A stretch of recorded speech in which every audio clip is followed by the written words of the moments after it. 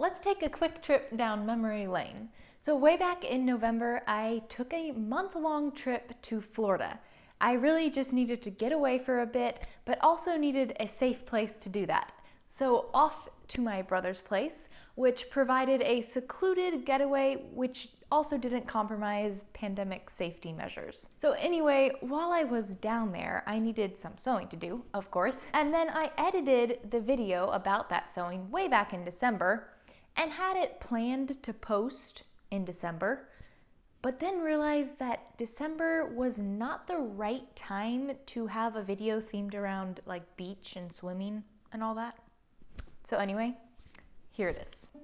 Unless a woman is very slender, bathing corsets should be worn. If they are not laced tightly, they are a help instead of a hindrance to swimming, and some support is needed for a figure that is accustomed to wearing stays. Why buy a bathing corset?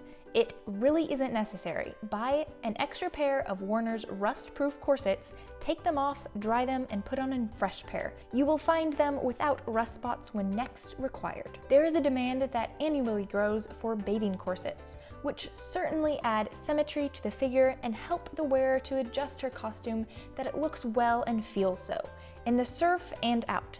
Speaking of corsets, it may be said that the bathing corset is a good thing.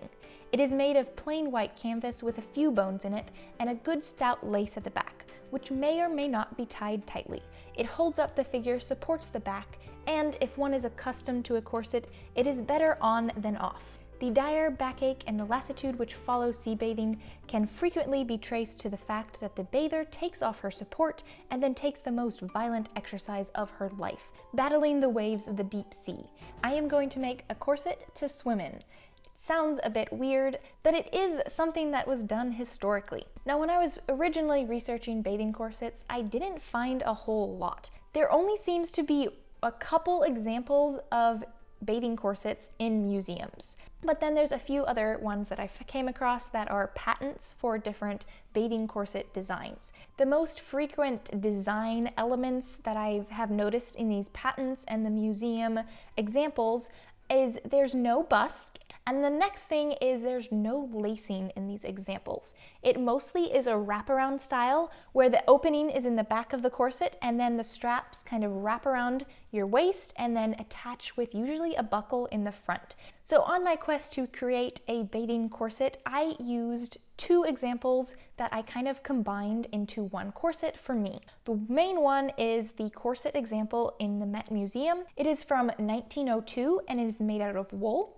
It is fairly lightly boned. It does have steel bonings in it, but there's just less of them. And as you can see, it features that really unique wraparound belt around the waist. But this one is a underbust corset. And the next example is a patent from 1911. Here you can see the drawing. It features that wraparound belt, but this one is an overbust corset. So I'm kind of combining both of these. I wanted an overbust corset, but the design of both the Met Museum and the patent one, they're very similar. So it wasn't too hard to create a pattern that combined both of those styles. And thanks to Skillshare for sponsoring this video.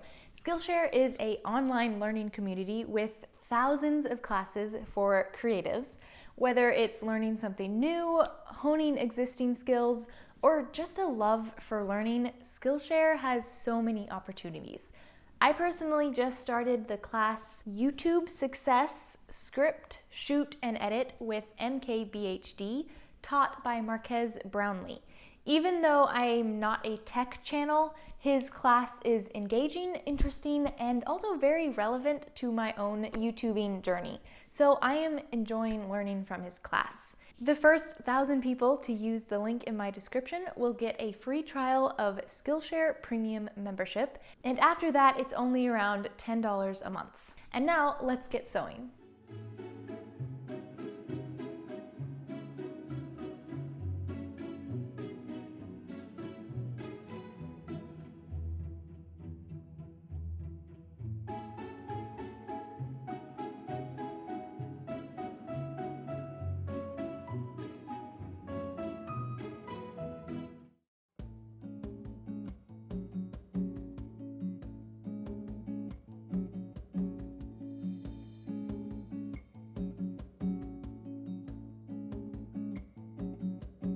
So let's get to making this bathing corset. First stop is to make the draft. I chose to use Adobe Illustrator. The process of doing this on this program is very much to how you would do it on paper. It's just with a little pen tool on Illustrator. But I actually really enjoyed this process, and I'll probably be doing more of it in the future.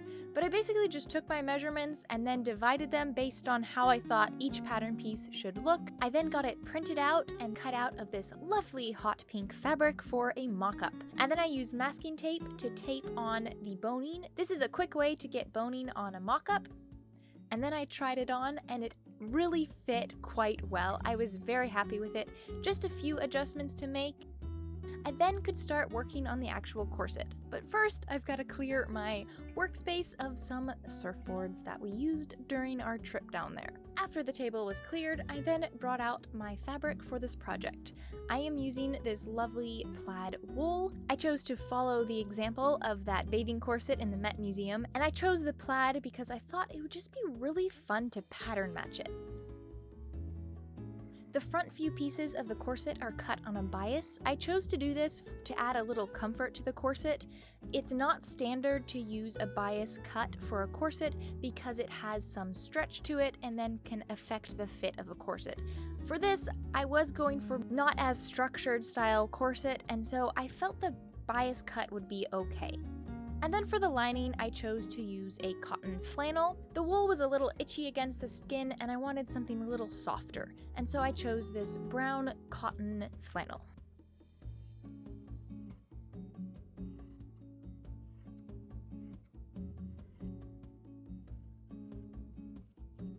After getting both layers cut out, I can now go on to assembly, of course using this wonderful sewing machine. Now the thing is, my brother doesn't own an iron. Who would have thought? I needed to do something with these seams and I wasn't gonna go buy one, so I decided I'll just finger press the seams throughout the process and hopefully that will work. So anyway, moving on to the assembly, there's only a couple pieces that actually need to be pattern matched, so it wasn't huge hassle. As you can see, I am only sewing the outer layer together right now, and then I will go on and assemble the lining, the flannel layer.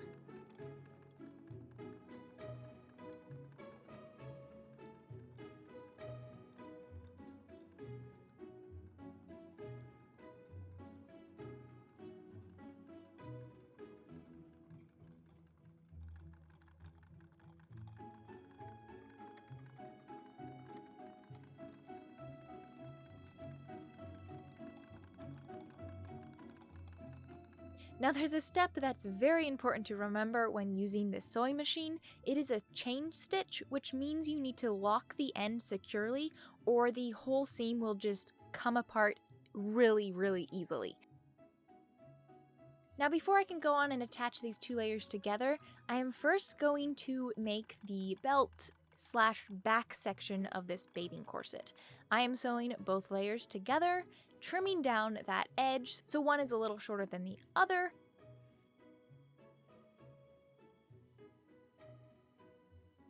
After that, I can now turn it right side out.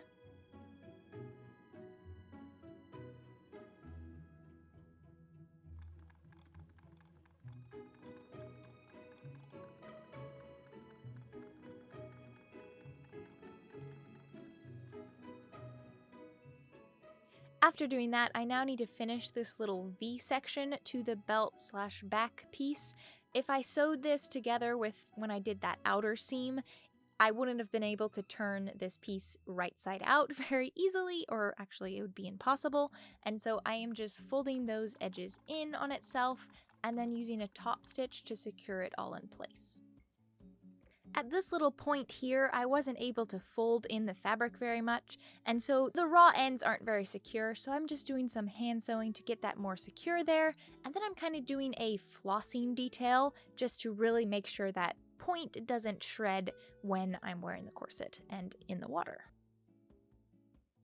Now for the second belt back piece, which this will be the right belt side, it's going to have a buckle on it, but I'm not going to attach it right now, so I'm just going to leave this end open and I'll work with it later. With both of the belt pieces somewhat complete, I now have two things that vaguely resemble the Eiffel Tower. Now I can go on to attaching the lining to the outer piece.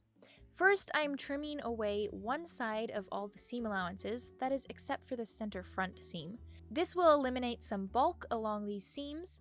After doing that, I'm layering both of these layers with their right sides together, and I'm going to match up the seams. The center front seam is pressed open on both the layers, but on the other seams, my seam allowances are going to go different directions. This will disperse the bulk of the seam allowances, and now don't mind me here.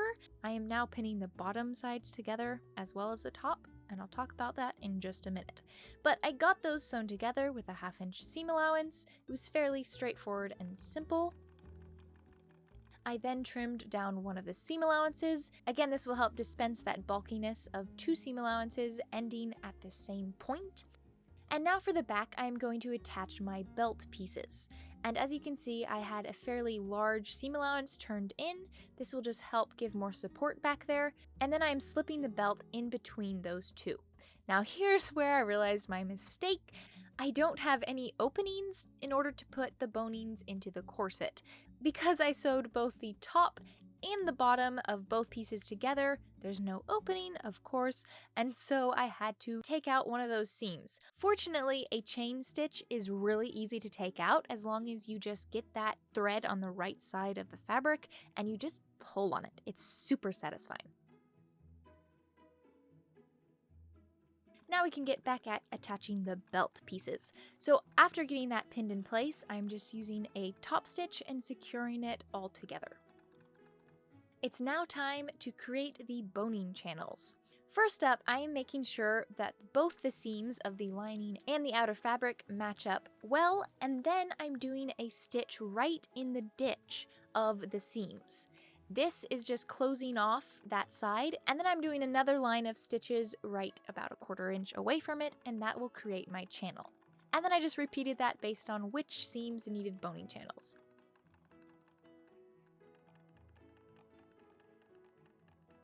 There's a couple boning channels that aren't at a seam, and so I just marked that on with chalk where I wanted it to lay, and then just did a basic line of stitches to create the channel there.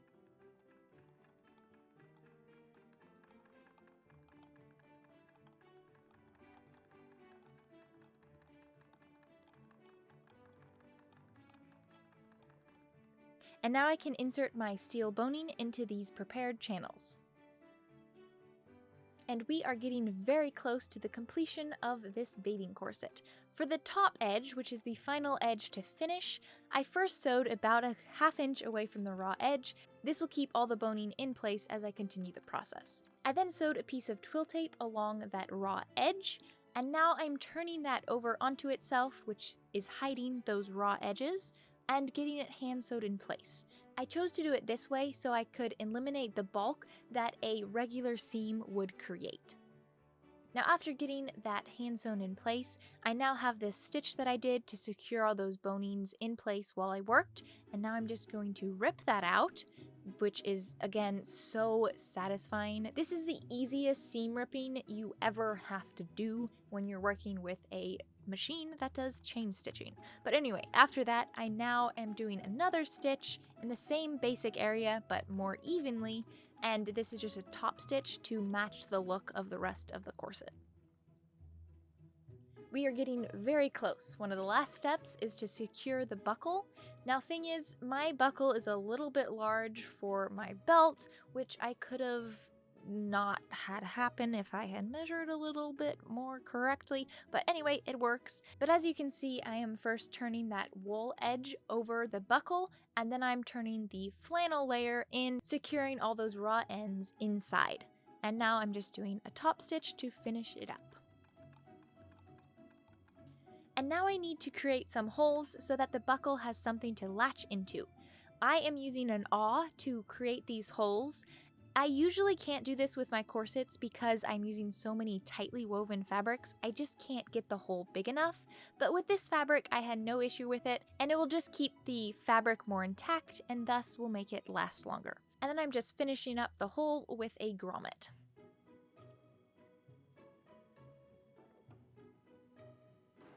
And oh, did that banging really make the table shake. And now while I was in Florida, I called this finished, and I went on and filmed my little video wearing it and the bathing costume, which I finished down there as well. But once I got home, I decided I wanted to put flossing along the ends. I actually washed my corset after wearing it in the salty seawater, and some of the bonings poked through the wool, and so I kind of knew I needed to secure that boning. Because the wool and the flannel really is a fairly loosely woven fabric, I didn't want any more chances of that boning poking out.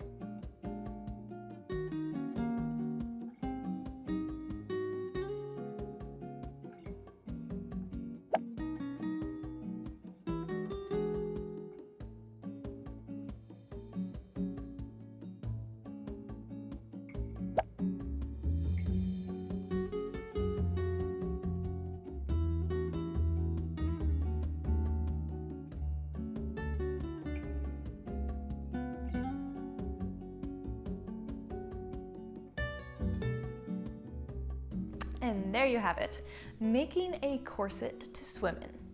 Such a weird thing, but anyway, the making of the actual bathing suit will be coming next week, and I actually have the PDF pattern for this bathing corset available in my shop. The link will pop up and will be in the description below. So thank you for watching, and see you next time.